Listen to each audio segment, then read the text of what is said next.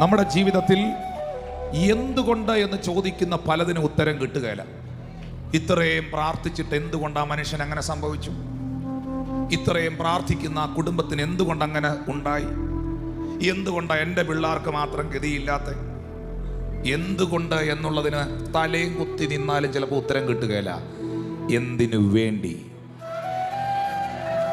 അതെന്തിനോ വേണ്ടിയാണ്. അതെന്തിനോ, അതിനകത്ത് എന്തോ ഒരു പദ്ധതിയുണ്ട്. ഇത് നിന്നോടുള്ള ഒരു പ്രൊഫസിയാണ്. അതെന്തിനോ വേണ്ടിയാണ്.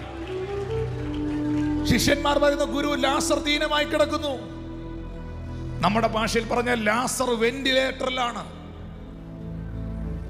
വെന്റിലേറ്റർ ഓഫ് ചെയ്താൽ ലാസർ പോവും. ആ നിലയിൽ ഒരു ഇൻഫർമേഷനാണ്. ദീനം കടുത്തിരിക്കുന്നു, ലാസർ മരിക്കും. യേശു പറയുന്നു, ഈ ദീനം മരണത്തിനല്ല. ഈ ദീനം മരണത്തിനല്ല, മരണത്തിനപ്പുറമായൊരു പദ്ധതി ഇതുമായി ബന്ധപ്പെട്ടുണ്ട്.